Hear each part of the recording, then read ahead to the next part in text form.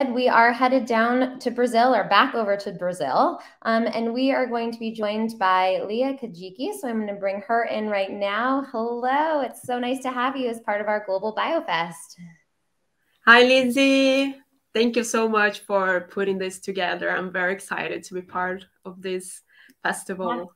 Yes, absolutely. So just a little bit of background. So Leah, while I'm doing your background, if you want to pull up your screen share, that would be great. So Okay. Leah is a Brazilian behavioral ecologist and a National Geographic explorer and passionate about all of the incredible biodiversity in her home country of Brazil, and in particular, the birds. I'm hoping we get to hear a little bit about some of the birds today. And today we're going to go on learn about wildlife stories from the largest savanna in South America. So I am thrilled to have you here with us. We'll pull up your presentation. That looks good to go. And I'm going to go ahead and tuck myself in the back and let you take it away from here. And just for all of our viewers to know, if you have questions, throw them into the chat. And I'm going to make this full screen, so you'll just hear Leah's voice chatting.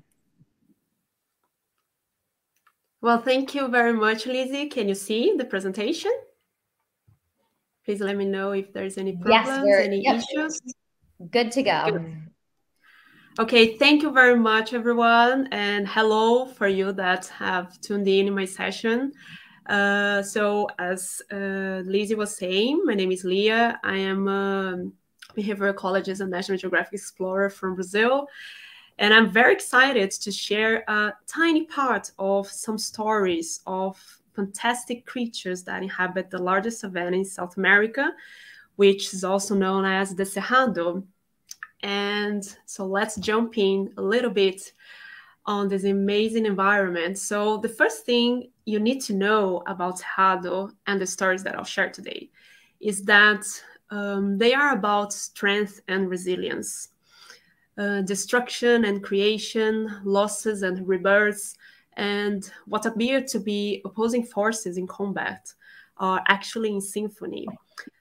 Sometimes, however, it's kind of difficult to perceive conflict as a positive thing, right?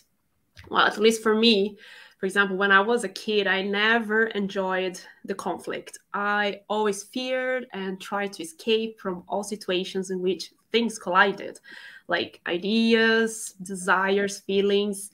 And I never imagined that I would have to confront myself. And one of my clearest memories from my childhood takes me back to a bed and an inhaler. And when I was very young, I found out that I had bronchitis, and my body would simply not allow me to do most things that kids wanted to do. So my barrier then was my own body, and my dreams were shaped by it. I never imagined myself doing anything too adventurous or challenging. And it was something common for girls. It wasn't something common for girls to do, to be an adventurer. But then one day, my mom, who at that time was a PhD student and aspiring botanist, took the whole family to help her with her field work. And it was just amazing. This is my mom. It was just amazing to see her in this environment where it was not very common to see a young woman, exploring these wild places in Brazil. And everything would change from that day on. And it was not easy to get rid of fear and fight my health condition, but once I confronted them, I got cured of my bronchitis, and I was able to explore a whole new horizon of possibilities. So afterwards, as a biologist, I explored from north to south of Brazil, working on several expeditions from the lush Amazon forest to the dry Caatinga forests. And Brazil is an impressive country, right, with a very impressive biodiversity. But when I met the Cerrado, I fell in love with it. So I would like to invite you through this quick journey to explore the Cerrado, the largest savanna in South America and the biologically richest savanna in the world. Ooh. So the Cerrado is the second largest biome in South America and encompasses around 2 million square kilometers, which is the total area, almost the total area equivalent to the size of Germany, France, England, Italy, and Spain all combined. And this vast biome is home to an incredible diversity of habitats, spanning from an extensive open savannas to humid gallery forests, and also stunning flooded forests, which results then in several levels of endemisms. And the numbers are impressive, and the new species are still being discovered in this biome. So for a glimpse of the biodiversity here in this biome, there are around 12,000 native plants and nearly 900 bird species cataloged for this region. But before we continue, I would like to show you what it feels like to be in the Cerrado. So let's start a quick journey through the Cerrado, and if you feel comfortable, close your eyes there and just follow my voice through this quick trip to this biome. So let's imagine it is night and very dark, and you don't have a clue where you are. You know it's somewhere in the center of Brazil, in this warm tropical country, right? When you go outside, you are surprised by the clearest sky you've ever seen.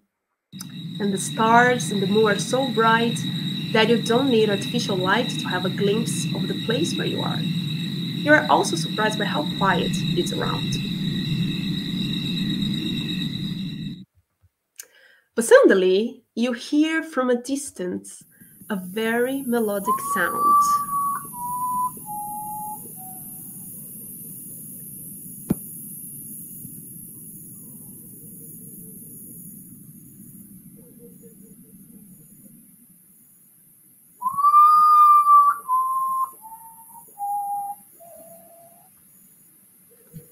Well, following that sound led you to find the first amazing creature in our journey in the Cerrado, the common putu.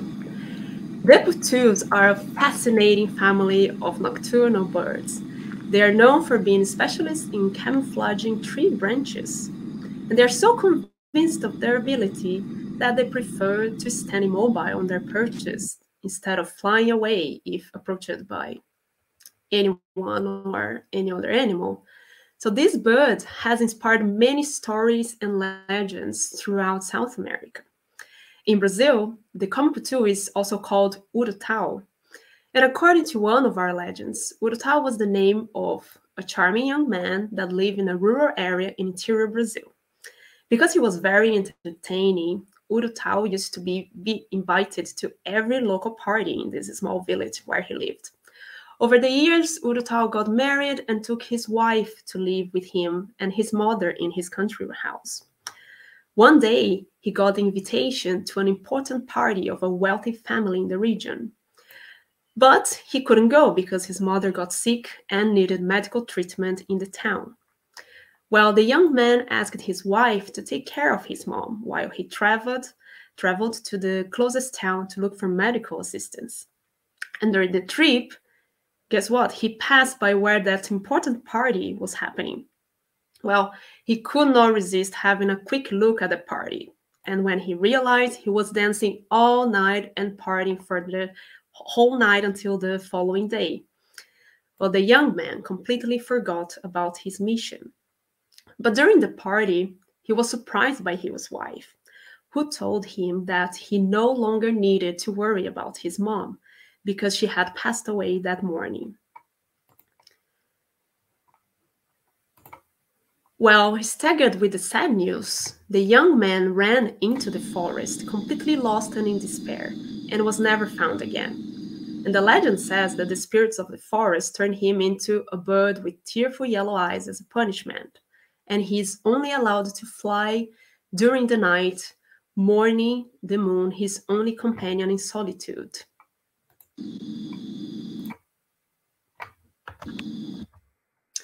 Well, let's continue our journey. It is still dark and other sounds capture your attention. You try to approach the source of the sounds, and suddenly you find yourself in a kind of orchestra presentation, a frog orchestra. Well, Cerrado is a very special biome for frogs. Because of the marked seasonality, many temporary ponds harbor these animals. And one of these endemics to very few localities in Cerrado is the Boana buriti, also known in Portuguese as perereca de pijama, or in a free translation to English, pajama frog. And this charismatic frog is only found in 3 sites in the entire Cerrado, and we still know very poorly about its biology.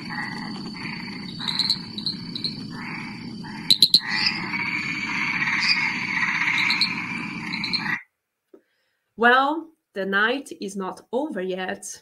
We cannot see the environment very well, and the darkness may hide some dangerous creatures sneaking around the low grassy vegetation in Cerrado, such as this beautiful but small viper snake called São Paulo lancehead. This snake is endemic to the Brazilian Cerrado and inhabits shrubland and grassland habitats. Well, it is indeed tough to navigate without sunlight. The forest, the sounds, and the smells change completely during the night. But for some animals, it is the perfect environment and time of the day to go outside and explore. All that excessive dry heat is gone and the cool wind blows at night. And one of the most mysterious and fantastic creatures silently roams through the dark Cerrado fields. It's the giant armadillo. This is the largest armadillo on the planet. And because it is so secretive and in low population densities, little is known about its biology. And my encounter with this giant that can measure up to 1.5 meters long was, I think, one of my most memorable encounters with the Cerrado wildlife. And if you watched Arnaud's thrilling talk yesterday, you will understand how exciting it was for me to see one individual less than 5 meters away from me. And just to tell the story of how this encounter happened, my friend and I heard some movement in the forest patch next to where we were censusing nocturnal birds. And we stayed silent, motionless for a couple of minutes. And suddenly, this individual got out of the bushes, and slowly moved towards a fence. And I think the minutes while we were observing it, sniffing the air for orientation and moving around, were, I guess, probably the most precious minutes we have ever lived.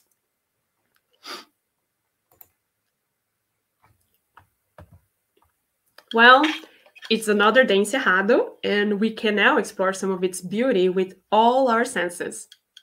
And although the tropics are usually referred to as having a stable climate, seasons are very marked in Cerrado due to the influence of the rainfall regime. The dry season usually extends for 6 months, from April until September. And the vegetation endures without a single drop of rain, which is fascinating. And it becomes usually paler and exhibit tones of brown and looking very dry. While humidity in some places can drop to less than 10%. And it's during the dry period where the danger exists. Well, as in other savannas in the world, fire is a natural element of the Cerrado landscape. For millions of years, the fire caused by lightning bolts has selected the species and contributed to the evolution of the biome. But illegal anthropogenic fire is certainly one of the biggest threats to the proper regeneration of the ecosystem. The flames accelerate ecological cycles in the Cerrado, allow the vegetation to regrow, and break the dormancy of seeds. So it's a very important element. The trees, they have several adaptations that protect them from flames, such as corky barks, leathery and waxy leaves that resist wilting and water loss, deep roots, and underground trunks that enable them to resprout quickly after a fire. After a natural fire, or when the rainy season starts, the new leaves feed herbivores, and the blooming of flowers attracts all kinds of pollinators. And in this dynamic environment, two of the most threatened birds in the world live, which are found in very distinct habitats.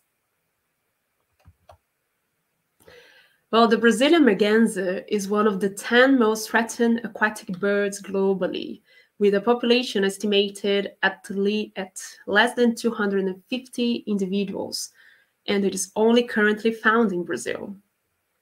The species range was broader, including locations in Paraguay and Argentina, but now it's only found in these two sites indicated by the red arrows. But because it only lives in rivers with fast-flowing and clear waters, it is highly threatened by the silting and pollution of rivers. Another species is this charming dove of stunning blue eyes, also called the blue-eyed ground dove, and it was rediscovered in 2015 in southern Cerrado after more than 70 years of disappearance. There are currently around 20 known individuals being studied and monitored. And the species appears to be highly specialized in a microhabitat of rocky and sandy soils that appears to be as rare as this species, and probably it disappeared from other parts of Cerrado due to deforestation. Well, I could probably talk for hours and hours about the incredible creatures that I met in the Cerrado, such as this colorful male horned sunjam and its delicate nest that is built in the open savanna fields. Or maybe I could tell you more about the beautiful man dwarf and all these habits, and there are so many beautiful creatures and mysterious as well, because there have been a lot of research on them, but it's still scarce compared to other animals.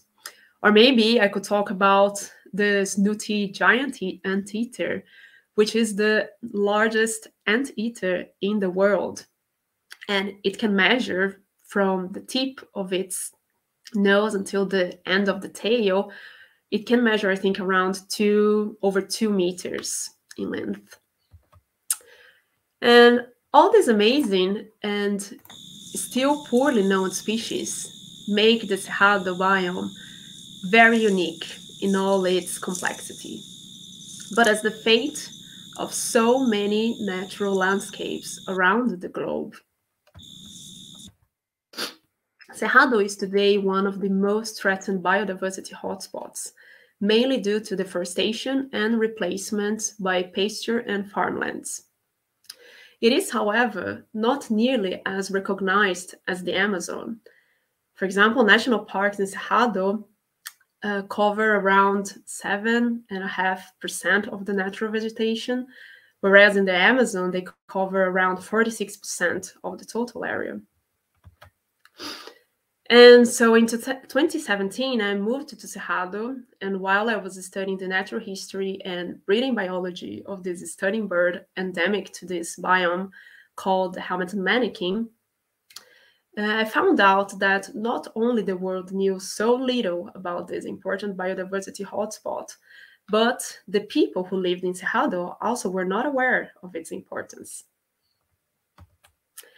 I then decided to coordinate an educational outreach project to try to change this local scenario in Brasilia, where I was doing my PhD in the very center of Cerrado. The project targeted regular and special needs students from private and public schools. With the help of other students, professors, park agents, researchers, and governmental agencies, we developed several activities to reconnect the local youth with their biodiversity. And we did a lot of field work. If there's something that kids enjoy is any motive to get out of the classroom. So we took them to know how research is done on the ground. And we also organized a BioBlitz in a small urban park close to where they lived, and taught them to use technology to explore and know better the local biodiversity. So though most of them had already visited this park for several times, I think they changed quite a lot their perception of it entirely. And it was not only a place for family picnics anymore, but home to a rich and diverse environment that they could explore whenever they wanted. So at the end of the activities, their feedback was amazing. The teachers really enjoyed the partnership, and we built a strong connection among the participants. And if it wasn't for the pandemic, the project would probably have continued for another year. We could not move the project online due to access limitations to computers and the internet. But we provided them the opportunity to know the Cerrado through different lenses, and for them to know better their home, which is also their home, right?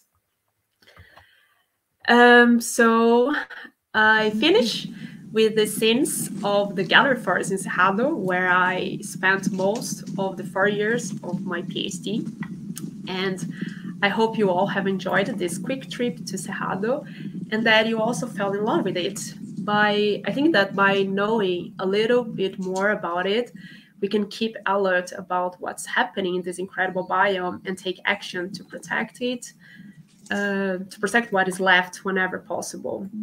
So this is an invitation for all of us to talk about Cerrado and not let it remain forgotten. Whenever you can, help us spread the word about the beauty and importance of this biome, which for me is one of the most fascinating biodiversity hotspots in the world. Thank you very much. Leah, that was amazing. And I feel like we have literally just taken a field trip to the Cerrado, a place that I really didn't know that much about before, and now really do feel a connection to. So first of all, thank you so much for your beautiful words and beautiful, beautiful pictures and videos, really making us feel like we are right there with you. Thank you, Lindsay. Yeah. One of a shout out also on YouTube for you is that your presentation is just a great example of powerful storytelling. And a question about that I have is, have you kind of used storytelling as a way to get the word out about the Cerrado? I know that you work with school groups and with students, but is kind of just what you did for your presentation for us. Have you done anything similar to that to share more about the Cerrado and what a beautiful place it is and to protect it? Well, I guess I did not need to use specifically the storytelling tool, but because they were already there, right? So they knew, I think they knew the biome, but they just could not recognize it, or, you know, the species, or know more details about it. But I think it is an amazing tool, and involves a lot the young people, the younger people, to make them more interested about it, right? But the activities were mainly very basic, but of course they had this logical, they were built to tell a little bit the story of Cerrado as well. But I did not use specifically the storytelling, but I do agree that it's a powerful tool to get people who are not researchers, or that are not really directly involved with research or conservation, to get them involved. Yeah, absolutely. And I think just some of the images that you showed are stunning and beautiful species that people may not have ever seen before, which is pretty exciting. Is there a platform that you have, or a way to share with people outside of Brazil that we can also help protect the Cerrado? Yes, well, there are several individual organizations that do bits of protecting Cerrado. I can maybe share with you later the links, and which also it's possible to contribute for with donations and, of course, spreading the word about Cerrado. I will then share after. Awesome. And I think I have your website up here. I'm just going to pop it Yes, up. And I know if people want to learn more, you can definitely go to Leah's website, and there's a lot of information. And you can click on, I know we had just a quick little piece of your Instagram and Twitter on that last page, but feel free to also pop over and follow Leah along on Twitter as well. There's some little quick videos I saw of some interesting birds on there that you've yes. tweeted about as well. Do you have, of all of the species that you've seen and interacted with in the Cerrado, do you have any that are favorites of yours? Oh, definitely. I think that the giant armadillo, that story that I told you, this is, as I said, one of the most memorable encounters. But again, I think that there is just so many different kinds of birds. I am an ornithologist and bird watcher, so maybe I would incline to indicate some birds.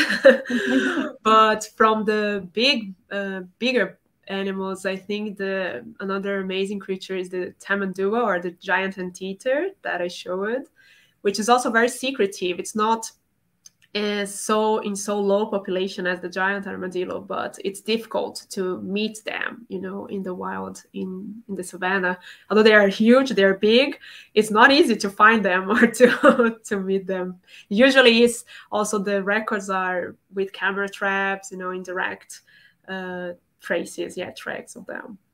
So was that video that you had from a camera trap, or was that when you actually Yes, saw it? Okay. that video with the animal showing the front of the animal was this camera trap that I set up on my fieldwork site. It was an amazing surprise to get it so well. Yeah, that was really beautiful and great representation of some of their behavior as well. Yeah. Awesome. And what is a final question for you? What's next for you on your journey?